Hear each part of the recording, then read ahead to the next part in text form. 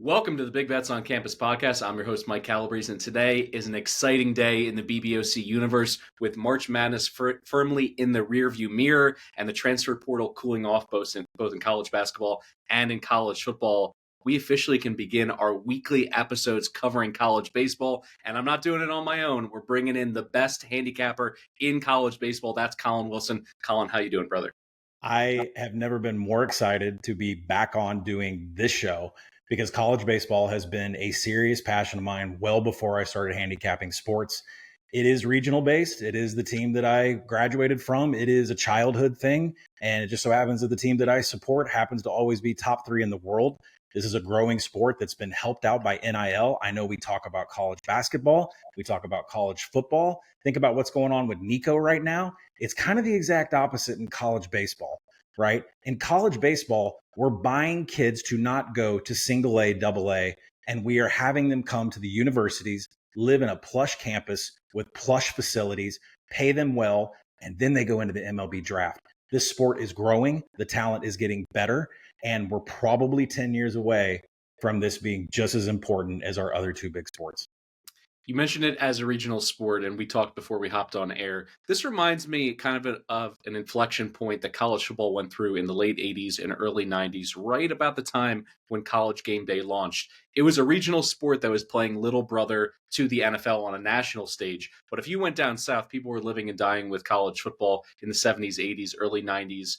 That was absolutely something that they cared about all year round. It was football season, spring football season, talking about the coaching movements, talking about what it would take to beat their rivals. And then you had an opportunity every single year to bring a national event like New Year's Day in college football, being able to showcase the Rose Bowl, where even people who were casual fans got to look in at the sport and say, this is really cool. There's some mystique to this. I feel like college baseball is similar in terms of getting casual fans either to see the College World Series in Omaha on television or to get them there in person. It's very easy to make them convert to understanding what makes the sport so special.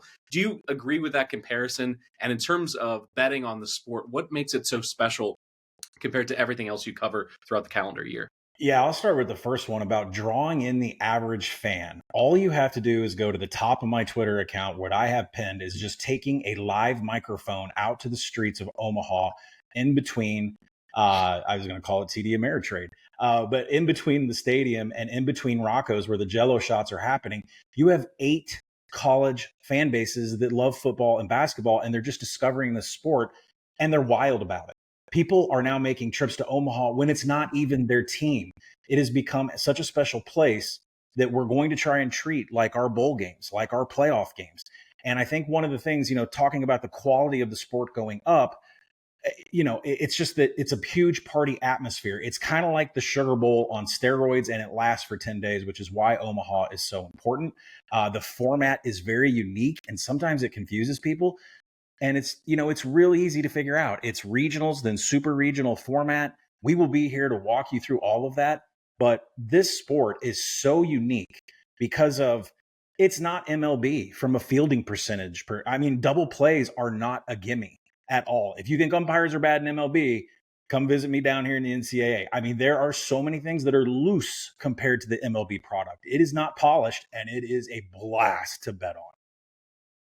Yeah, it's interesting. I immediately get taken to that meme from Oppenheimer where it's like, these two things are worse, but they work. It's paradoxical. Somehow the product in terms of fielding, in terms of bullpen, you have games with huge meltdowns. You have games where teams are scoring 15 and 16 runs, and you would argue, oh, that seems, to be a watered down version of Major League Baseball. It absolutely is more fun. And certainly from a live betting perspective, when you understand what some of these lineups bring to the table, going down 5 and 6 runs, those games aren't over. All they're doing is opening up an opportunity to hammer a live number and to triple and quadruple your money in a single bet.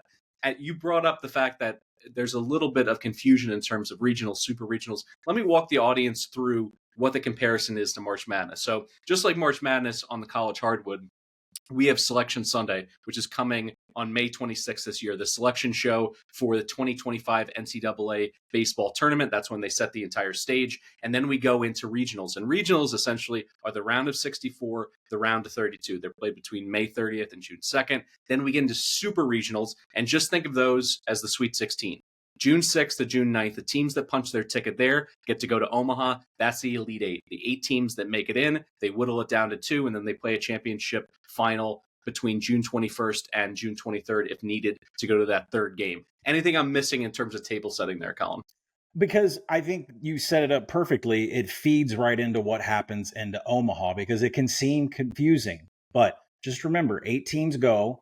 They're broken up into 2 different brackets by 4. They play a regional format, and then they play a super regional format to crown the winner. So the dates are, I tell you what, Omaha is a beautiful place, especially when you have 3-day rain delays and you can just sit in Rockwoods all day and have Jello shots and pizza. But I think that lays it out pretty perfectly that if you love regionals and super regionals, it's the same thing that's happening at the big boy up at Omaha. All right, this is the fun part now. We get to get into a quick game of Pepper. We're going to talk high level about the sport, some of the players that we should know, some of the teams, the opportunity to grab some of these lucrative futures. And I keep hammering this. I talk about it on Twitter. I write it up for Action Network and the New York Post, trying to grab some of these future numbers on teams that are between 10 and 20 to 1. Unlike college basketball and college football in recent years, there's been a lot of very chalky champions. Not the case in college baseball. You can grab a double-digit champion even this late in the season. There's still time to build that portfolio. To that end, let's get into a tweet that I saw from Matt Grisham from NCAA Insiders, one of the top minds in terms of college baseball online. He threw this out there. Over the past 7 years, the eventual College World Series champion has met the following criteria. They were top 10 in the preseason. Their road record was above 500. They were top 20 in Team Sierra. Their team WRC plus was over 125. And then finally, their strength of schedule was top 25. Only one team currently meets all of those criteria. Do you know what that team is? Well, knowing Matt and the fact that him and I believe within 10 miles of each other, I'm going to go take a stab at the fact that he's talking about the Arkansas Razorbacks, but I will guarantee you it's an SEC team. Ding, ding, ding. That is correct. Talk to me about the Hogs before we jump into the rest of the national landscape in terms of top teams that potentially could win in Omaha. I think when you hear me and Stuckey talk on college football, you hear me be contrarian about the Arkansas Razorbacks. You hear me poke holes. It's a completely different story with this Razorback baseball team. There were holes in it last year that I easily called out. There's no power. There's no ability to get on base. We're averaging 6.8 runs per game. That's just not going to get it done. Things have completely changed for the Arkansas Razorbacks. They have beefed up the sticks. They are now top 5 in home runs per 9. The pitching has always been quality. The pitching has been the reason they always make it to Omaha, or they're always at least hosting a super regional. We're going to talk about one of those pitchers coming up. But it seems, from a statistical point of view, and everything you just laid out, this is the team that can get to Omaha and be one strike away from winning the national title game like they were in 2018 before a ball dropped in the triangle of fielders and Oregon State took the national title. This team is that good. I think I screamed as much as I could on Twitter the last month and a half that Arkansas at 9-1 and Tennessee being plus 4-1 plus 450. The gap is not that big. And now in the odds market, you've seen them move closer. Is there value on Arkansas right now? No, but there are some big series coming up and we may get better than 5-1. And if you don't have a Razorback ticket in your back pocket, you best believe they're hosting a super. You best believe it's time for them to go back to Omaha. You talked about the defending national champions, the Tennessee Volunteers, plus 450 out in the market. No value there, or is there different ways that you potentially play them down the stretch? I also want to bring up the fact that at this point in the season, some of these series mean more to the teams trying to make the tournament, trying to better position themselves, where some of the top dogs, I wouldn't say that they coast at the end of the year before they get into the, their regional and super regional. But is that something to consider when you're thinking, betting on a series by series and when to potentially grab a team from a futures perspective? Yeah, so everybody should know the futures market that I like to post and the ranking of the futures, the little graphic I like to put out early in the week. It's not so much that I think that these teams are the best teams ranked 1 through 10. It's what I think is the best number out there if you're going to pull that rubber band back and you throw some money down. This is what I think your best value is. And that's why you've seen Tennessee, who in my opinion has been number 1 almost the entire season, but they're number 4, number 5 in my futures because there just really isn't a lot of value in plus 450. Now saying that, it's almost impossible to not see this team hosting a super regional and not seeing this team show up in Omaha with Tony Vitello and what he has on hand, especially his pitcher that he has on Friday night that we're going to talk about. I have some pause. And the pause is they lost the series to Texas A&M a couple weeks ago. Now, it was a doubleheader. It was a Saturday.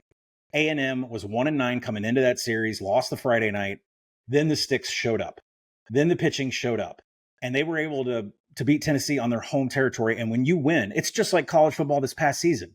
If you can win a night game on the road, that is pretty important in the SEC. And for Texas A&M to go in there and win 2 of 3 in a doubleheader on Saturday, I have a pause. Now, Tennessee has since followed up, gone on the road and took 2 of 3 from Ole Miss. They're second in the nation in home runs per 9. You're going to hear me say that a lot this year because as I've been focused on FIP, XFIP, ERA to do pitching stabs, and I've been focused on fielding percentage in the years past, there's no way you can't watch defending champion Tennessee and Texas A&M and not think you have to bomb. Jack Caglione hit, 12 home runs in Omaha last year, and Florida almost made it, and they were sub 500 most of the year. Why? Bombs. Because they had a pitching staff full of freshmen. Bombs. Find your bombers now. Huge part. Tennessee, second home runs per 9. They're a major player. At some point, we have to buy them. I'm not saying it's today. It's not. But they end the season. It's funny that we kind of rolled right into this.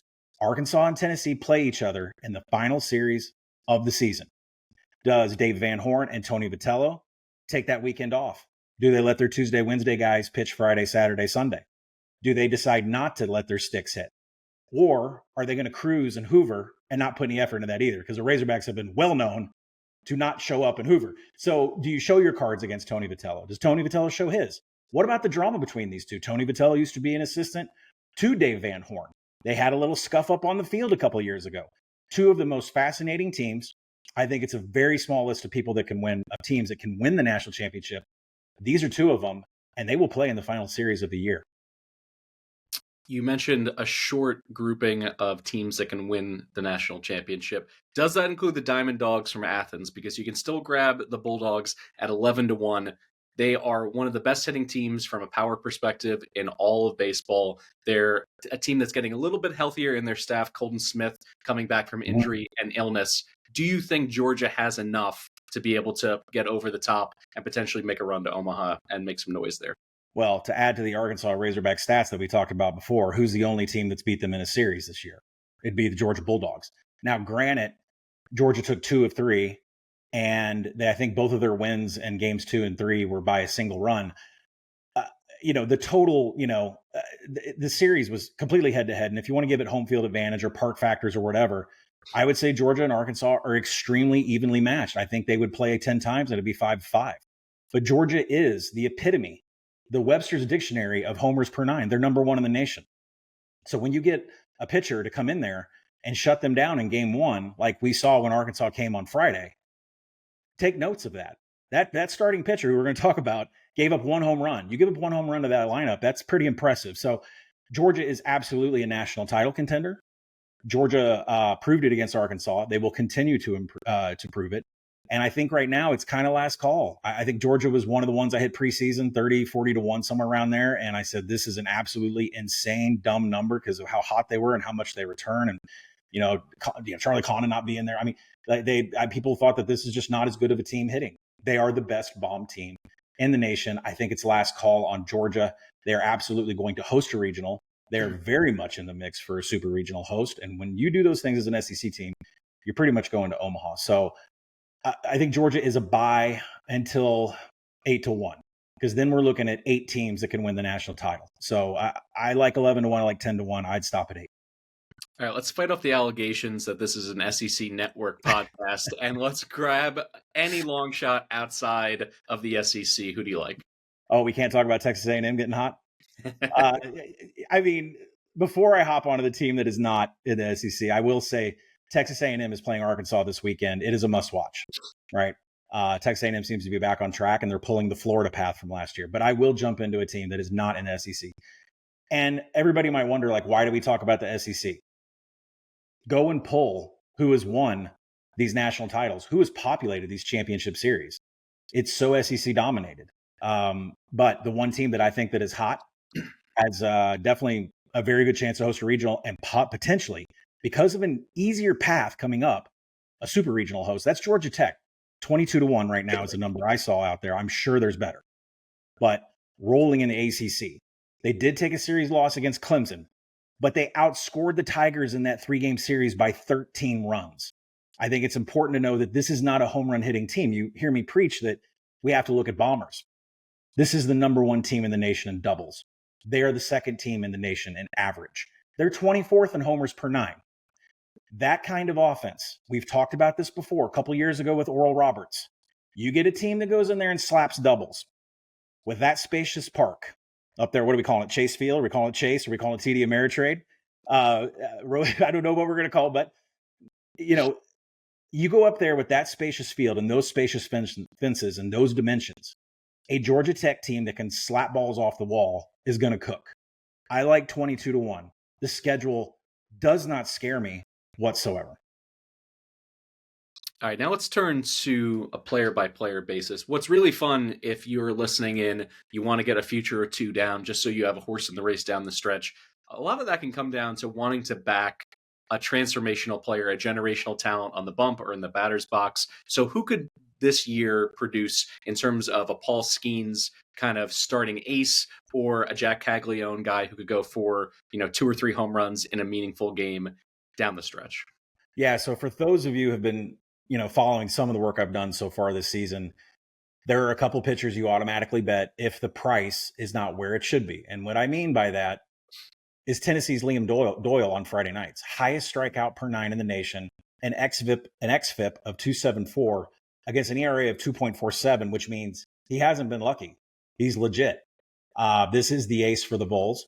Highest strikeout rate per 9 in the nation is going to get it done. Liam Doyle, often I will project him minus 500 to minus 900 in an opening night Friday night game. And some of these odds come out minus 350 on the Vols.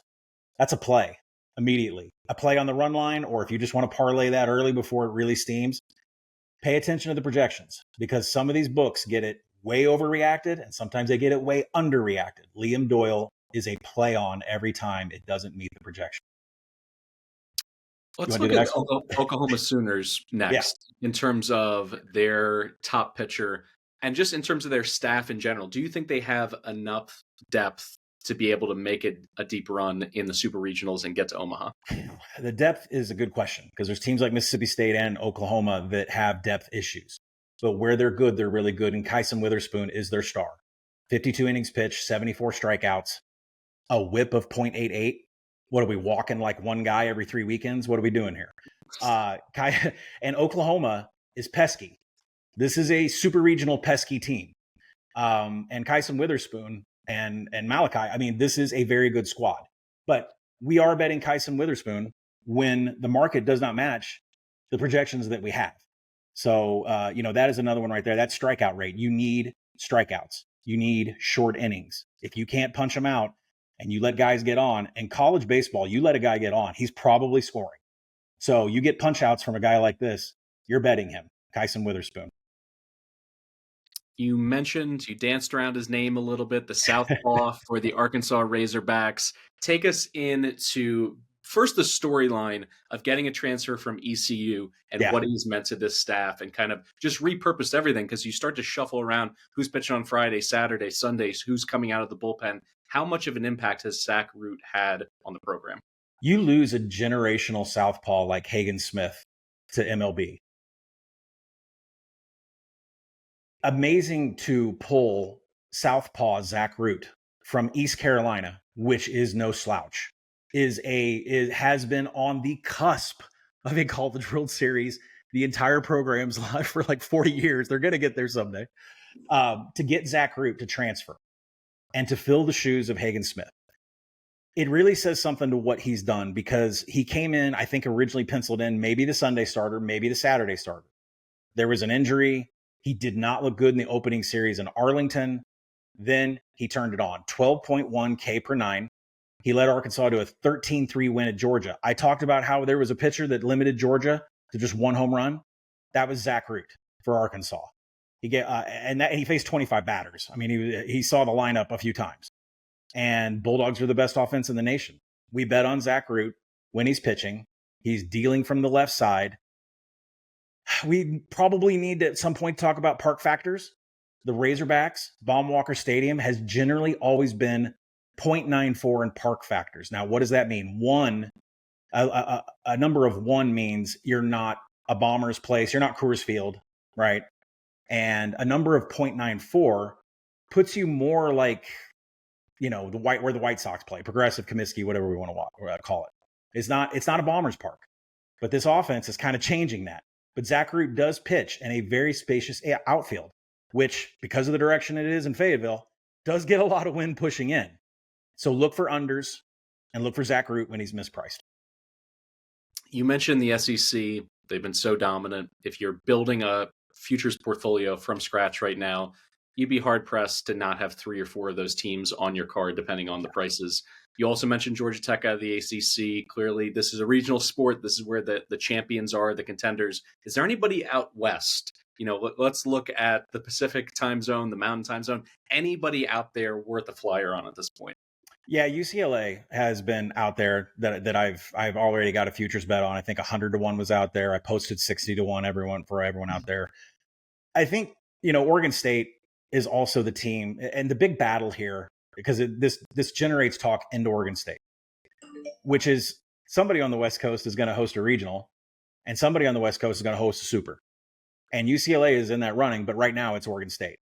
Now, if you're going to get outside the SEC and the ACC, and I'm not sure that's really usually a smart thing to do, because you look at the 6 of the last 7 champions have been from the SEC. The one team that wasn't was Oregon State. The only once since 2007 has there been a College World Series final that didn't involve an SEC team. So in remaining strength of schedule, every team in the SEC is top 22 in the nation. That's how tough it is to play. Mississippi State lands at 40th. So if you want something within the SEC footprint, Mississippi State does have the easiest path. But out west, Oregon State, right now, they have the 75th easiest schedule remaining. Their RPI is 8th. And it's because of what they've done this year. They turned down a trip to the Mountain West. They said, we want to be independent. We want to pick our own schedules. And we want to go play the toughest teams on the West Coast. They've already done that. Right now, they are on the back end of that tough schedule. That's why their RPI is 8th. You may have seen them lose a series or 2. They have been playing quality baseball. The Beavers absolutely are on the upswing because of the strength of schedule remaining, which I said is 75th. They are in line to be that super regional host for the West Coast. UCLA is right behind them. But I think if you don't have any Oregon State futures, it's time to get in on these guys. 7 straight wins. I think the other thing I want to say about Texas A&M was that they've had 7 straight wins since the series victory at Tennessee. So if there's 2 futures that I like inside the SEC, it's Texas A&M plus 225 to make Omaha. Outside the SEC, I think you have to have some money on Oregon State, and that's outside the SEC and outside the ACC. You're going to want to get down Oregon State.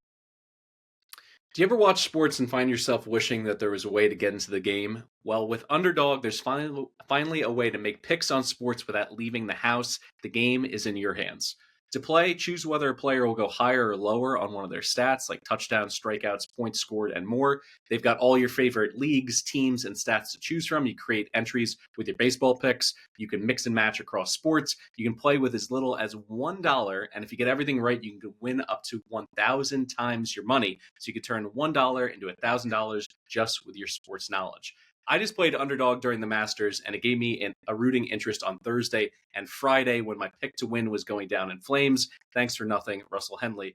But that's the beauty of Underdog. You have so many ways to stay in the action for as little as $1. Download the Underdog app and sign up using the promo code BBOC to unlock a special offer up to $1,000 in bonus cash when you make your first deposit. Join in the fun when you sign up and use promo code BBOC. Claim your special offer today and get up to $1,000 in bonus cash instantly upon your first deposit.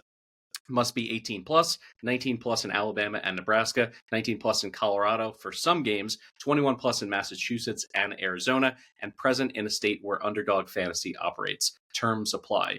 Concerned with your play? Call 1-800-GAMBLER or visit ncpgambling.org. In Arizona, call 1-800-NEXT-STEP. or text next step to 53342. In New York, call the 24/7 Hope line at 1-877-8-HOPE-NY or text HOPE-NY.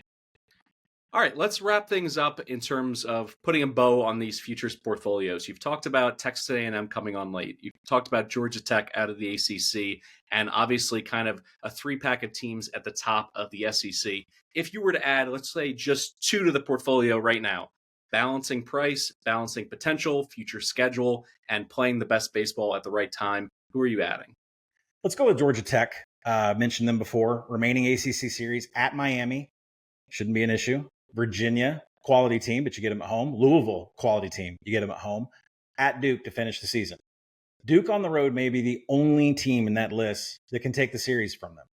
The Jackets are set to host a regional. If they sweep all of those, or if they win all of those series and they show out in the ACC, they're in a great chance to have a super regional seed. I like 22-1. I'm sure there's better out there. Let's add the Jackets to it. Now, remember, I think everybody needs to listen. Am I saying that Georgia Tech can win the national title? I don't think anybody outside the SEC can win the national title. But the reason you take 22-1s and 40-1s and 60-1s like UCLA is because there's going to come a point in the regionals or the super regionals where you're going to be able to get on the other side and get that initial deposit down back. So this is more about numbers. This is not a podcast that's going to tell you go buy Arkansas 5-1. You're just not going to be able to do anything with that. This is a podcast that's going to tell you Georgia Tech 22-1 and get on the other side of it.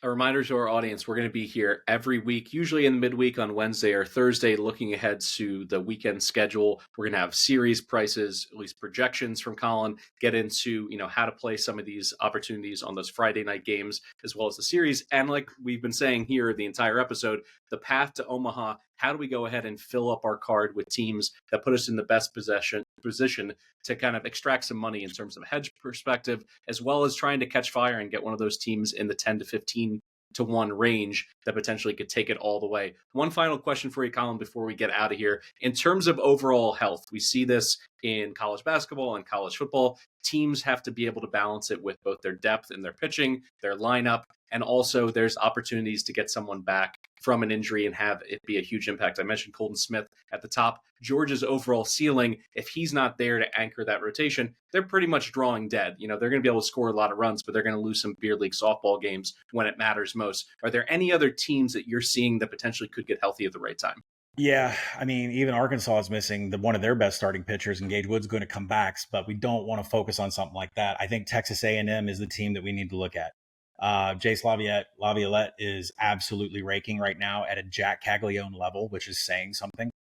He showed that in Omaha last year, that he is just as big of a frame and just as big of a hitter. But Texas A&M, from a pitching staff perspective, is getting it straight. I'm watching Prager's xFIP. I'm watching Lampkin's xFIP. It is coming down. Right now, it doesn't match. It says they've been a little lucky, but the xFIP is coming down. They are pitching better. They are healthier in the bullpen. Their sticks are getting hotter and healthier. Texas A&M has the talent to win the national title. There's a lot of other variables. There's new coaching. How do we handle the postseason? There's a lot of other variables. But right now, the team getting healthy that has value in the market is Texas A&M if you don't have it already. That'll do it for today's episode. Thanks again for joining us. A special thanks to our co-host, Collin Wilson, and our sponsor, Underdog Fantasy. I'm your host, Mike Calabrese. We'll return next week for more coverage of college baseball. Good luck with all your bets, and we'll see you back here next time at Big Bets on Campus.